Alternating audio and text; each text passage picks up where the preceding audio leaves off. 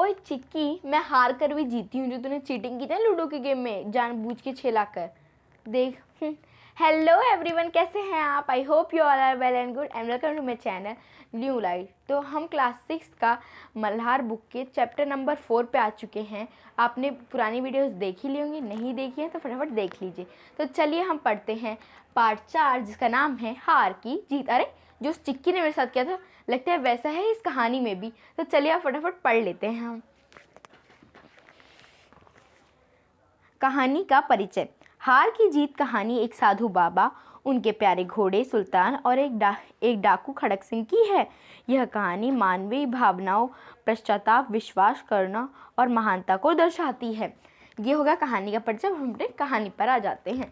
फटाफट आप सभी पेज नंबर 33 खोल लीजिए। फटाफट खोल लीजिए। चलिए पढ़ लेते हैं। हार की जीत। माँ को अपने बेटे और किसान को अपने लहलहाते खेत देखकर जो आनंद आता था वही आनंद बाबा भारती को अपना घोड़ा देखकर आता था। जैसे यहाँ 2 एग्जाम्पल दी गए। माँ को अपने बेटे यानी माँ अपने बच्चों से बहुत प्यार करती हैं और किसान अपने खेतों से बहुत प्यार करते हैं क्योंकि वो दोनों उसमें बहुत मेहनत करते हैं। माँ अपने बेटे को पाल पोस के बड़ा करने में बहुत मेहनत करती है और जो किसान होता है वो अपने खेत को लहलहाते हुए देखने के लिए बहुत मेहनत करता है। ऐसे ही इसमें बताया गया वही आनंद बाबा भारती का होता कि जो बाबा भारती थे ना उन्होंने अपने घोड़े के लिए ये बहुत ही ज़्यादा उसे अच्छा बनाने के लिए बहुत वो काम किया था। इसलिए वह जब वो चलता है कुछ भी करता है बहुत आनंद आता है। वही आनंद बाबा भारती को भी आता है। भगवत भजन से जो भी समय बचता वो घोड़े को अर्पण हो जाता। यानी तो बाबा थे वो, ठीक है। तो वो उनका काम था भगवत भजन करना, भगवान के कीर्तन गाना, भजन का या कथा वर्था सुनाने का वो उनका काम था। और उस सब से जो समय बचता वो अपने प्यारे घोड़े सुल्तान को अर्पण हो जाता, यानी वो सुल्तान में ही बिता देते थे। जैसे आपकी भी कुछ हॉबी होगी ना, यानी पढ़ते पढ़ते आप बोर हो गए तो आप जो करते होंगे वो आपके उस काम को अर्पण हो जाता है। कई मेरे फ्रेंड्स ड्राइंग करते होंगे, कई सिंगिंग करते होंगे, डांसिंग करते होंगे और जो आपको अच्छा लगता है वो करते होंगे तो वो उस चीज़ पर अर्पण हो जाता है। वह घोड़ा बड़ा सुंदर था। ये जो घोड़ा था बड़ा सुंदर था और बड़ा बलवान। हाँ, उसके जोड़ का घोड़ा सारे इलाके में ना था। उसकी जो जोड़ का घोड़ा है उसके जैसा घोड़ा है पूरे इलाके में कोई नहीं था क्योंकि बाबा भारती ने उसे बहुत मेहनत की थी ना उसे सुंदर, बलवान और इतना अच्छा घोड़ा बनाने के लिए। बाबा भारती उसे सुल्तान कहकर पुकारते थे। जो बाबा भारती थे ना उसे सुल्तान कहकर पुकारते थे। अपने हाथों से खरहरा कराते, खुद दाना खिलाते और देख देख कर प्रसन्न होते थे। अपने हाथों से दाना खिलाते थे। खरहरा यानी एक कंघी सी होती है और ऐसे ऐसे उसके बालों पे फेरते थे। अपने हाथों से करते थे और देख देख के उसको प्रसन्न होते थे। उन्हें रुपए, माला, असबाब, जमीन आदि सब अपना सब कुछ छोड़ दिया था। उन्होंने रुपए, माला, असबाब और अपनी ज़मीन जायदाद सब छोड़ दिया था। यहाँ तक कि उन्हें नगर के जीवन से भी घृणा थी। यानी यहाँ तक कि उन्हें नगर के जीवन से भी घृणा थी, यानी जो शहरों के जीवन से भी घृणा थी। अब गांव के बाहर एक छोटे से मंदिर में रहते और भगवान का भजन करते थे। अब गांव के बाहर एक छोटे से मंदिर में रहते, बाबा थे वो, मंदिर में रहते और भगवान का भजन कीर्तन करते थे। अब बाबा भारती जो बोल रहे हैं, मैं सुल्तान के बिना नहीं रह सकता हूँ। बाबा भारती बोल रहे हैं मैं सुल्तान के बिना नहीं रह सकता हूँ। उन्हें ऐसी भ्रांति सी हो गई थी कि मैं सुल्तान के बिना ज़िंदा ही नहीं रह सकता, मर जाऊँगा क्योंकि मैंने उसमें बहुत मेहनत की, वो मेरे बच्चे जैसा है। वे उसकी चाल पर लट्टू थे। मतलब यानी वो चलता था ना तो बाबा भारती अरे वाह कितना सुंदर चल रहा है कहते। ऐसा चलता है कि जैसे मोर घटा को देखकर नाच रहा हो। कि जब मोर घटा को देखकर नाचता है ना वो मतलब वो नाच बहुत ज़्यादा सुंदर होता है, इतना मज़ा आता है वो नाच देखने में। वैसे जब वो सुल्तान नाचता चलता था ना तब लगता था। जब तक संध्या समय सुल्तान पर चढ़कर 8-10 मील का चक्कर ना लगा लेते उन्हें कहाँ चैन आता था। जब तक सुल्तान पर चढ़कर 8-10 मील तक वो चक्कर ना लगा लेते उनको चैन ही नहीं आता था क्योंकि उनकी वो हॉबी बन गई थी कि संध्या समय उन्हें 8-10 मील तो सुल्तान पर चक्कर लगाना ही लगाना है। खड़क सिंह उस इलाके का प्रसिद्ध डाकू था।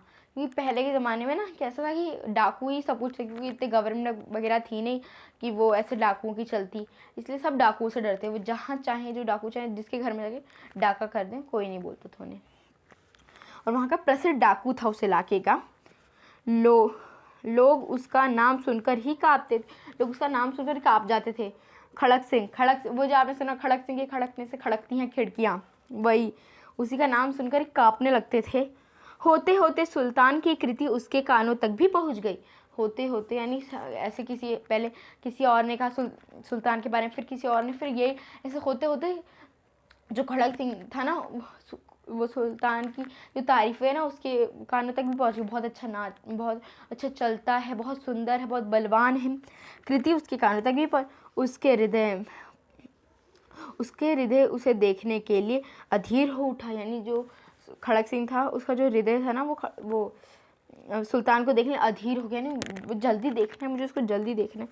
एक दिन वह दोपहर के समय बाबा के पास पहुंचा और नमस्कार करके बैठ गया। वो ये बाबा, क्योंकि जितना भी बड़ा डाकू हो मतलब वो तो रहेगा ही इंसानियत। वो गया बाबा जी के पास और बोला नमस्ते बाबा जी, और उनके पास बैठ गया। ठीक है। तो बाबा भारती ने बोला खड़क सिंह क्या हाल है? खड़क सिंह क्या हाल है? बाबा ने पूछा ऐसा। खड़क सिंह ने सिर झुकाकर उत्तर दिया, आपकी दया है। अच्छा चलो, हमने वही नाटक करते हैं कि सुल्तान के बाबा भारती और खड़क सिंह कैसे वो बोल रहे होंगे। ठीक है, नमस्कार बाबा जी। ठीक है, खड़क सिंह ने बोला। अब बाबा भारती, क्या हाल है खड़क सिंह? कहो इधर कैसे आना। नहीं, फिर अब वो खड़क सिंह बोलता है, आपकी दया है, आपकी दया है। अब बाबा भारती, कहो यहाँ कैसे आना हुआ? सुल्तान की चाह खिंचलाई है। अब बाबा भारती बोले, विचित्र जानवर है, देखोगे तो प्रसन्न हो जाओगे। मैंने भी बड़ी प्रशंसा सुनी है, उसकी चाल तुम्हारा मन मोह लेगी। कहते हैं देखने में भी बड़ा सुंदर है। अब वो खड़क सिंह बोल रहे कि कहते हैं देखने में भी बड़ा सुंदर है ये जानवर। क्या कहाना, जो उसे एक बार देख लेता है उसके हृदय पर उसकी छवि अंकित हो जाती है। अब बाबा भारती ने बोला कि देखोगे बड़ा विचित्र जानवर है। यानी बाबा ने बोला, वो खड़क सिंह आया, नमस्कार करके बैठ गया। बाबा ने पूछा क्या हाल है खड़क सिंह? तो खड़क सिंह ने बोला, आपकी दया है। बाबा ने फिर पूछा, इधर कैसे आना हुआ? तो उसने कहा, सुल्तान की चाह खींच लाई। सुल्तान की वो जितनी तारीफ़ें सुनी उसकी चाह खींच लाई। विचित्र, बाबा बोल रहे हैं, विचित्र जानवर है, देखोगे तो प्रसन्न हो जाओ। ऐसा जानवर देखोगे ना तो प्रसन्न ही हो जाओगे तुम, वाकई जानवर है। तो मैंने बड़ी प्रशंसा सुनी है, बोल रहा है, मैंने बड़ी प्रशंसा सुनी है वो सुल्तान की, उसकी चाल तुम्हारा मन मोह लेगी। अब बाबा भारती बोले, उसकी जो चाल है वो तुम्हारा मन मोह लेगी। कहते हैं देखने में बड़ा सुंदर है। क्या कहना, जो उसे एक बार देख लेता है उसके हृदय पर उसकी छवि अंकित हो जाती है। यानी जो जैसे आप भी कोई चीज़ देख लेते हो, जैसे आपने कोई कंपास बॉक्स देख लिया, अब आपके वो जो हृदय पे उसकी चीज़ अंकित हो जाएगी, और जब भी आप घर जाके बोलेंगे मम्मी मुझे चाहिए चाहिए चाहिए, तो अंकित हो जाएगी, तो आपको उस चीज़ को चाहने की लालसा जग जाएगी। अब तो चाहिए, अब तो लेके ही रहूँगी। बहुत दिनों से अभिलाषा थी, आज उपस्थित हो चुका हूँ। अब वो जो खड़क सिंह है वो बोल रहे हैं, बहुत दिनों से अभिलाषा थी कि अब आऊँ आपके पास, उस घोड़े को देखूँ, पर आज जाके उपस्थित हो चुका हूँ। बाबा भारती और खड़क सिंह दोनों अस्तबल में पहुँचे। जो बाबा भारती थे और खड़क सिंह अस्तबल में, यानी घोड़े जहाँ रहते ना, उनका क्षेत्र जहाँ वो रहते हैं, तो वहाँ पहुँच गए। बाबा ने घोड़े को दिखाते घमंड से खड़क सिंह ने घोड़े देखा आश्चर्य से। बाबा भारती ने घोड़ा को दिखाया घमंड से, ये देखो मेरा घोड़ा है। और जो खड़क सिंह है उसने ऐसे देखा आश्चर्य से, हाँ इतना सुंदर घोड़ा। उसने सैकड़ों घोड़े देखे थे, परंतु ऐसा बाघा घोड़ा न उसकी आंखों से कभी ना गुजरा था। उसने सैकड़ों घोड़े देखे थे, बस सुल्तान जैसा जो घोड़ा उसके सामने तक नहीं आया था, कभी ऐसा घोड़ा देखा ही नहीं उसने। सोचने लगा, अब वो सोच रहा है, बोल नहीं रहा है, सोचने लगा भाग की बात है, ऐसा घोड़ा खड़क सिंह के पास होना चाहिए था। नहीं, वो सोच रहे ऐसा घोड़ा तो भाग्य की बात है साधु के, कि ऐसा घोड़ा तो खड़क सिंह यानी मेरे पास होना चाहिए था। इस साधु को ऐसी चीज़ से क्या लाभ, इस साधु को ऐसी चीज़ से क्या लाभ है। कुछ देर तक आश्चर्य से चुपचाप खड़ा रहा, कुछ देर तक ऐसे खड़ा रहा, ठीक है। अब वो बोला, इसके पश्चात उसके हृदय में हलचल होने लगी, यानी देखने में उसके हृदय में हलचल होने लगी। बालकों सी अधीरता से बोला, परंतु बाबा जी इसकी चाल ना देखी तो क्या देखा। यानी बालकों से अधीरता, यानी जैसे बालक कुछ भी, यानी जैसे बच्चे नहीं होते कुछ भी तुरंत पूछ लेते हैं, बस उनको ऐसा दिमाग में चाहिए, अरे ये कैसे है, अरे वो कैसे। जैसे आपको मैं अपनी मम्मी के साथ ताजमहल है कहीं भी घूमने जाओ, बोल अरे मम्मी ये इतना बड़ा सा क्या है वाइट वाइट सा, अब पूछोगे ना उसके बारे में थोड़ी जानकारी लोगे। वैसे वो खड़क सिंह ने बोला कि परंतु बाबा जी इसकी चाल ना देखी तो क्या देखा, यानी यहाँ तक मैं आया हूँ इसकी चाल ही नहीं देखी तो क्या देखा मैंने। बाबा भारती भी मनुष्य ही थे, नहीं बाबा भारती मनुष्य ही थे। बाबा ज़रूर थे कि उन्हें असबाब ज़मीन जायदाद कोई मतलब, पर अपनी चीज़ की प्रशंसा दूसरे के मुख से सुनने के लिए उन्होंने भी दिखा ही दिया उसे। अपनी चीज़ की प्रशंसा दूसरे के मुख से सुनने के लिए उनका हृदय भी अधीर हो उठा। नहीं, अपनी चीज़ की किसी दूसरे के मुख से प्रशंसा सुनने के लिए उनका दिल भी अधीर हो उठा था कि अब तो बोले दिखाई देता हूँ, मेरी तारीफ करेगा, है ना। घोड़े को खोलकर बाहर लाए और उसकी पीठ पर हाथ फेरने लगे, यानी घोड़े को ऐसे बाहर लाए और उसकी पीठ पर ऐसे हाथ फेरने लगे। जैसे आपकी कोई चीज़ ही रहती, जैसे यही आपका बहुत सुंदर सा पेन समझ लो, इसको ही बहुत सुंदर सा पेन समझ लो, तो फिर कोई आएगा ना बोलेगा कि ज़रा दिखा तो दे, तो आप है ना ऐसे नहीं करोगे, दिखाओगे ऐसे डायरेक्ट नहीं, आप उस पेन को खोलोगे, उससे अच्छे से लिखोगे, कुछ भी अपना नाम लिखोगे या उसका नाम लिखोगे, कुछ भी लिखोगे। वो कर रहे थे वही, बाबा भारती घोड़े को बाहर लाए और उसकी पीठ पर से हाथ फेरने लगे। घोड़े को खोलकर बाहर लाए और उसकी पीठ पर हाथ फेरने लगे। एकाएक उचक्कर सवार हो गए, यानी एकाएक उचक्कर मतलब हाथ फेरते फेरते उसकी पीठ पर चढ़ गए और सवार हो गए। घोड़ा हवा से बातें करने लगा, यानी जो घोड़ा था वो हवा से बातें करने लगा, इतना तेज वो ऐसे चलने लगा, तबड़ी तबड़ी तबड़ी तबड़ी ऐसे वो हवा से बातें कर रहा है वो घोड़ा। उसकी चाल को देखकर खड़क सिंह के हृदय पर सांप लौट गया। इसकी ऐसी चाल देखकर जो खड़क सिंह उसके हृदय पे ना सांप लौट गया। अरे जैसे यहाँ पर जो सुदर्शन जी हैं उन्होंने ना मुहावरे का इस्तेमाल किया है, ठीक है। वह डाकू था और जो चीज़ उसे पसंद आ जाए उस पर अपना अधिकार समझने लगता था, यानी वो तो डाकू था, जो चीज़ उसे पसंद आ जाए उस पर अपना अधिकार समझने लगता था, ये मेरा ही है।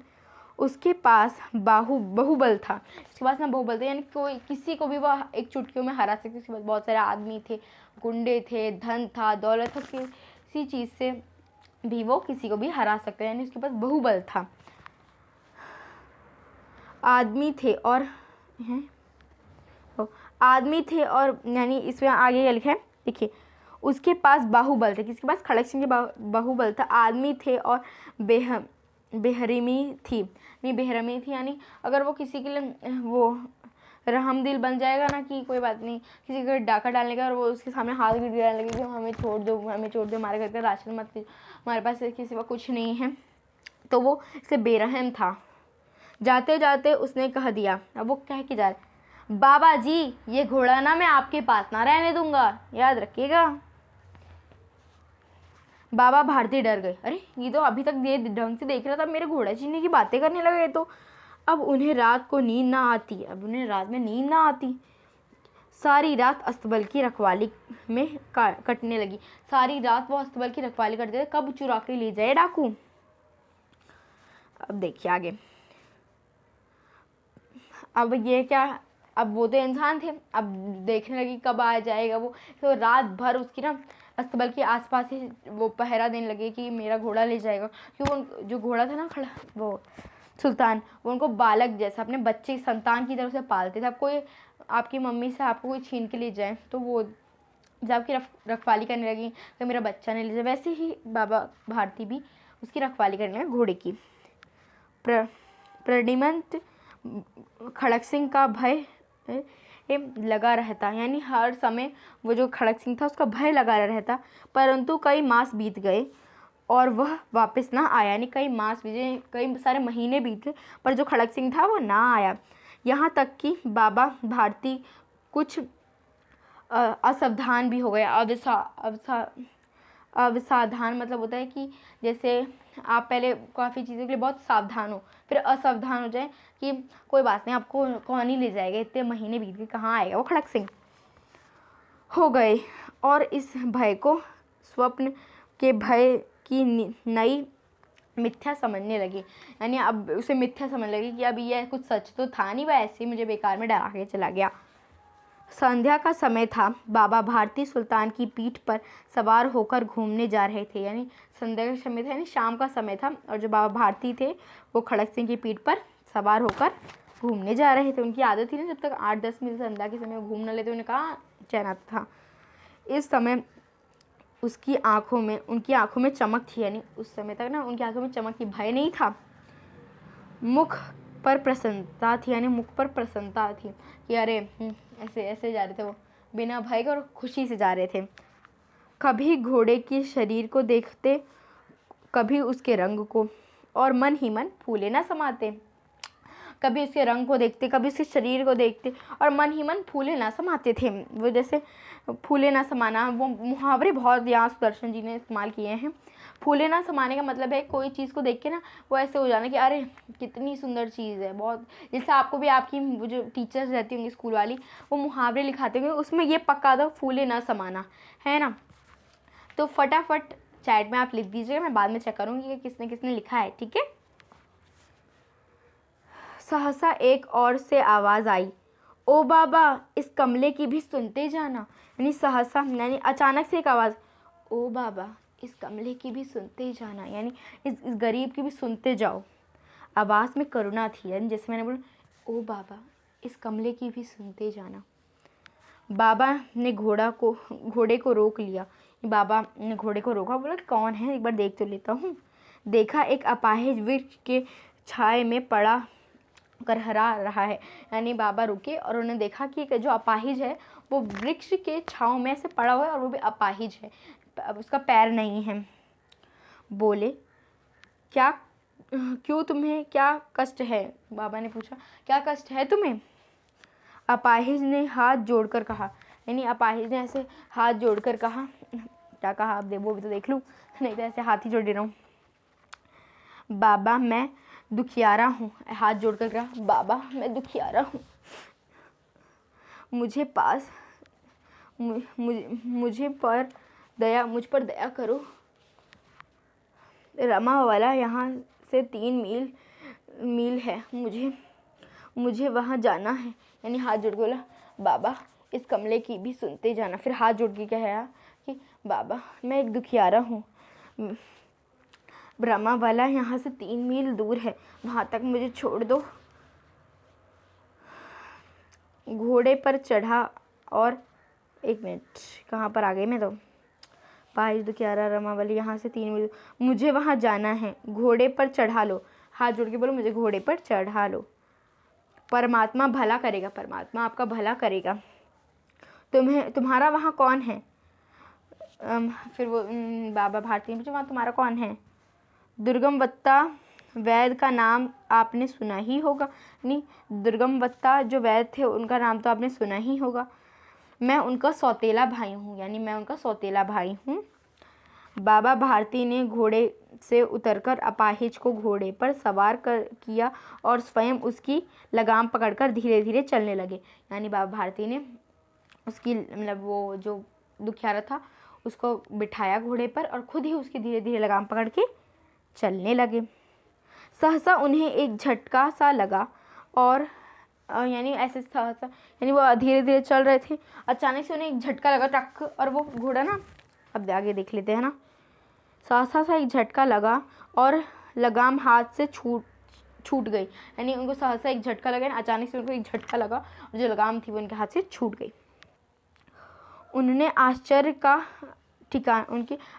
का ठिकाना न था जब उन्होंने देखा कि अपाहिज घोड़े की पीठ पर तनकर बैठा है और घोड़े को दौड़ाए ले जा रहा है। यानी उन्होंने देखा, वो आश्चर्य से होगा कि अरे अभी तो अपाहिज था, अभी घोड़े की पीठ पर ऐसे बैठा है एकदम तान कर, और खुद ही घोड़े को तबड़िक तो तेज से चलाए ले जा रहे हैं। उनके मुख पे भय आ गया, अरे ये कैसे हो गया, ये तो मेरा घोड़ा ले जा रहा है। जैसे आजकल के लोगों को फ़ोन का है कि अगर कोई किसी का फ़ोन करने के लिए बातें ले जाए और वो फ़ोन ऐसे उठा ले जाए तो वो भय ऐसे देखेगा, अरे ये मेरा फ़ोन ले गया। हाँ, अब देखिए आगे। वह अपाहिज डाकू खड़क सिंह था। वो अपाहिज और कोई नहीं, डाकू खड़क सिंह था।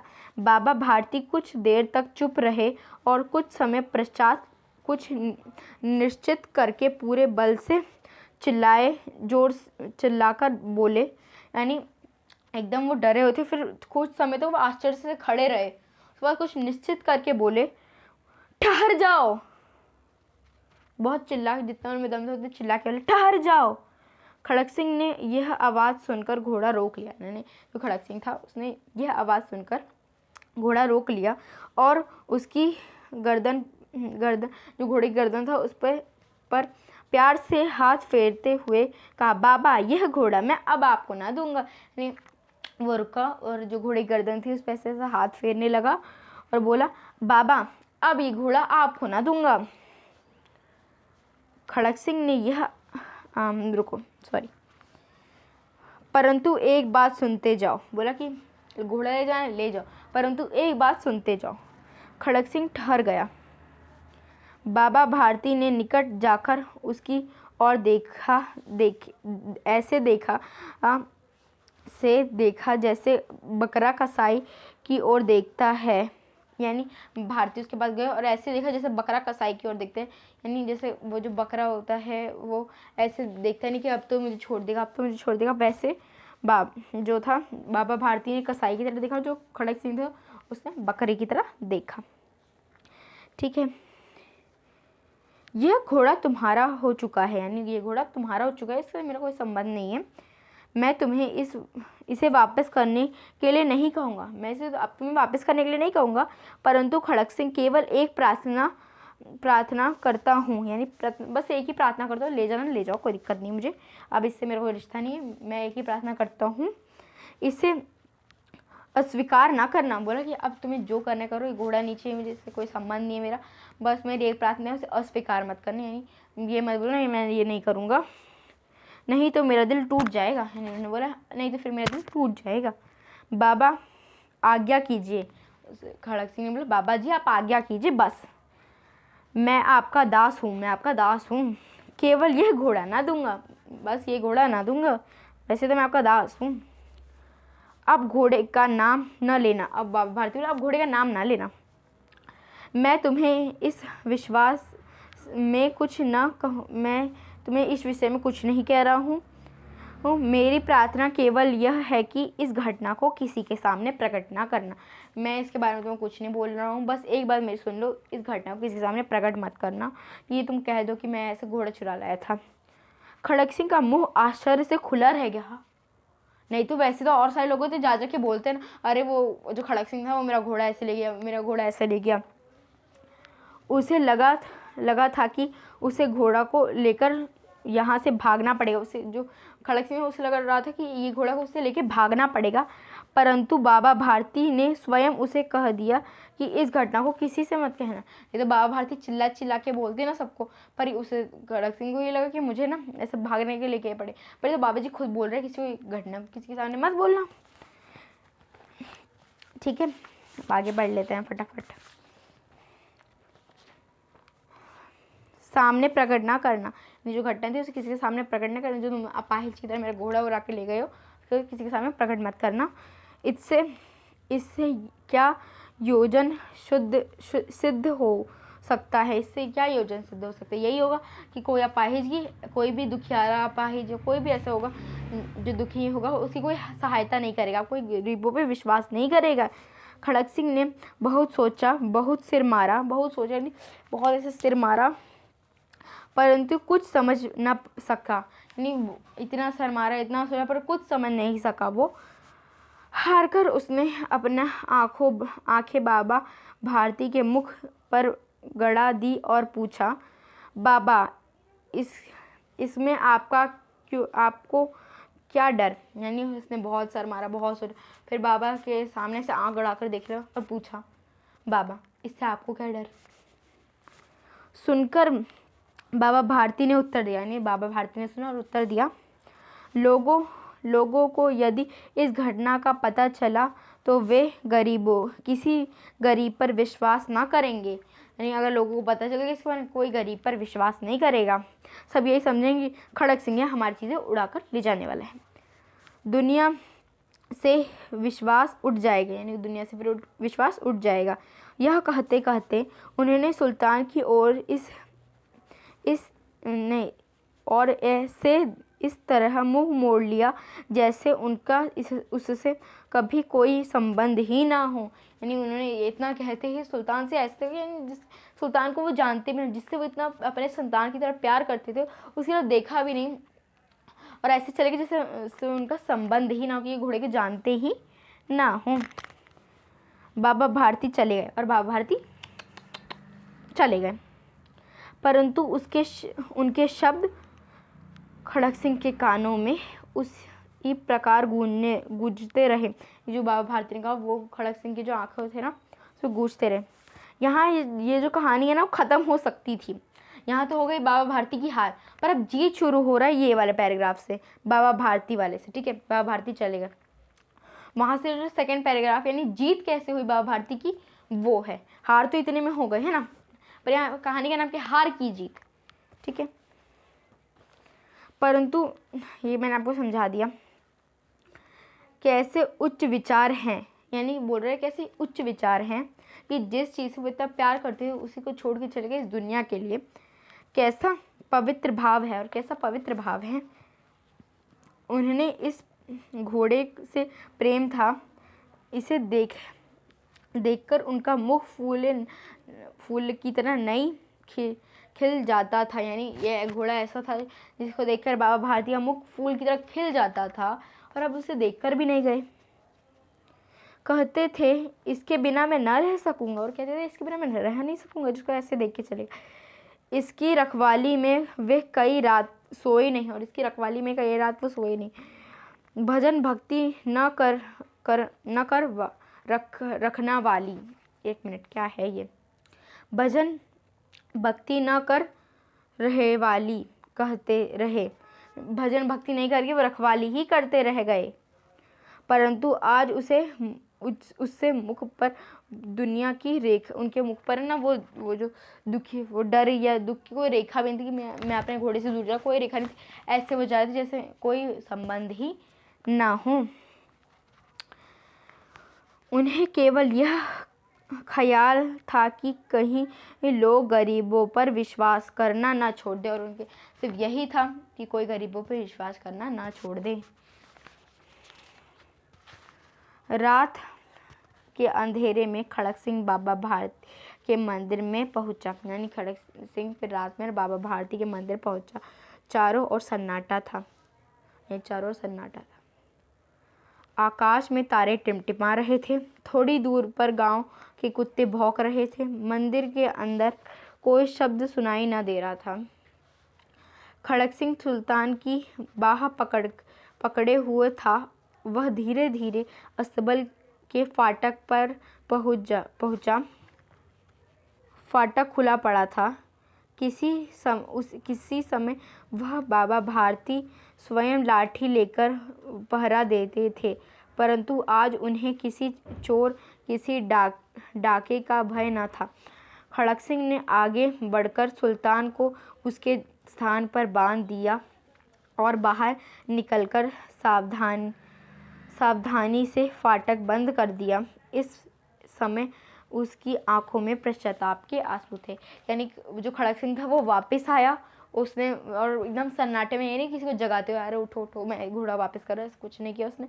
वो गया उसने जो अस्पताल का वो दरवाज़ा था वो खुला हुआ था, क्योंकि कोई था ही नहीं वहाँ पे, क्योंकि कोई समय था कि जब बाबा भारती खुद लाठी लेकर वहाँ घूमते रहते, पहरा देते रहे, कोई मेरा घोड़ा नहीं चुराया। आज वहाँ कोई नहीं था और वो जाके घोड़ा बांधाया। और फिर उसने सोचा कि कोई समय था जब बाबा भारती यहाँ खुद लाठी लेके खड़े रहते थे और घोड़े की रखवाली करते, पर आज उनके मुख पे कोई भय नहीं है इस बात का कि कोई मेरा घोड़ा चुरा ले जाए, कोई डाके का डर नहीं है, कोई दिक्कत नहीं है आज उन्हें। और वो आराम से सो रहे हैं। और जो फिर क्या करता है, और जो खड़क सिंह है वो बांध कर जब बाहर निकल रहे थे, तो वो जैसे बाहर निकल रहे उसके आंखों में पश्चाताप के आंसू थे, यानी वो उसको अपनी गलती का एहसास हो चुका था। उसके आंसू रात्रि का 3 पहर बीत चुका था, यानी रात का 3 पहर बीत चुका था। चौथा पहर आरंभ होने वाला था, यानी चौथा पहर आरंभ होने वाला था। बाबा भारती ने अपनी कुटिया से बाहर निकलकर ठंडे जल से स्नान किया। फिर बाबा भारती ने अपनी कुटिया से निकलकर ठंडे जल से स्नान किया। उसके पश्चात इस प्रकार जैसे कोई स्वप्न में चल रहा हो, उनके पांव अस्तबल की ओर बढ़ने लगे, यानी वो उठे, उन्होंने ठंडे पानी से स्नान किया और जैसे वो रोज़ जाते होंगे अस्तबल की ओर वैसे गए, और जैसे कोई नींद में चल रहा हो वैसे गए। और फिर परंतु फाटक पर पहुंचकर उनको अपनी भूल प्रतीत हुई है। फिर फाटक तक पहुँच गए, फिर उन्हें आ रहा अरे मैंने तो अपना घोड़ा खड़क सिंह को दे दिया था। साथ ही घोर निशा से पाँव को मन भर का भारी बना दिया। और मैंने जैसे उनके जो पैर है ना वो इतने भारी हो गए थे कि जैसे 40 किलो के उनके पैर हो गए, जैसे जम गए थे वो, और मन ही मन सोचने लगे, वहाँ हिल ही नहीं रहे थे वहाँ से।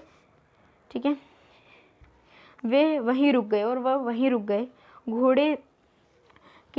घोड़े ने अपने स्वामी के पाँव की चाप को पहचान लिया और जोर से हिनहिनाया। और घोड़े मतलब उसने अपने स्वामी की चाल को पहचान लिया, उनकी आवाज़ थी उसको पहचान, और जोर से हिनहिनाया जिससे वो हिनहिनाता होगा। अब बाबा भारती आश्चर्य और प्रसन्नता से दौड़ते हुए अंदर घुसे और अपने घोड़े को गले से लिपटकर इस प्रकार रोने लगे मानो कोई पिता बहुत दिनों से बिछड़े पुत्र से मिल रहा हो। यानी फिर जब घोड़े की आवाज़ सुनकर बाबा भारती भागे अस्तबल की ओर और अपने जो घोड़ा था उसे, यानी प्रसन्नता था और रोना भी था, अपने जो घोड़ा था उसे गले लगा लिया और रोना शुरू कर दिया जैसे, और ऐसे लग रहा था जैसे कोई जो बाप है अपने वो बिछड़े हुए पुत्र से लिपटकर रो रहा हो। बार बार उसकी पीठ पर हाथ फेरते, बार बार उसके मुंह पर थपकियां देते और कहते, अब कोई गरीबों की सहायता से मुंह ना मोड़ेगा। बार बार उसकी पीठ पर ऐसे हाथ फेरते, ऐसे उसकी गालों पे थपके गाल पर थपकी देते और कहते, अब कोई जो गरीबों की सहायता से मुख ना मोड़ेगा। थोड़ी देर के बाद जब वह अस्तबल से बाहर निकले तो उनकी आँखों से आंसू बह रहे थे। यह आंसू उसी भूमि पर ठीक उसी जगह गिर रहे थे जहाँ बाहर निकलकर के बाहर खड़क सिंह खड़ा होकर रोया था। यानी जैसे बाबा भारती बाहर निकले तो वही ठीक जगह पर वो भी बाबा भारती भी रोए जहाँ खड़क सिंह के आंसू गिरे थे। पर खड़क सिंह के आंसू किसके थे? पश्चाताप के। और जो बाबा भारती के थे वो खुशी के आंसू थे। ठीक है, दोनों के आंसू का उस भूमि की मिट्टी पर एकदम वही गिरे थे। और इस कहानी को लिखा है सुदर्शन जी ने। ठीक है, ये कहानी आई होप आपको समझ आई होगी और आपको अच्छी लगी होगी। और अब ये कहानी मैं चिक्की को सुनाऊंगी जिसने लूडो में चीटिंग करके वो जीती थी और फिर उसको बिहार की, फिर मेरी बिहार की जीत हो जाएगी। ठीक है, आई होप आपको ये लेक्चर अच्छा लगा, कहानी समझ आई होगी। नहीं समझ आई तो कमेंट बॉक्स में लिखिएगा और कोई भी डाउट हो तो वो लिखिएगा और मैं उसे मतलब सॉल्व करके आपको बताऊंगी। और आपको कोई और वीडियो चाहिए जैसे किसी क्वेश्चन आंसर की या कोई भी और वीडियो चाहिए तो आप बताइएगा। And thank you and take care, bye bye.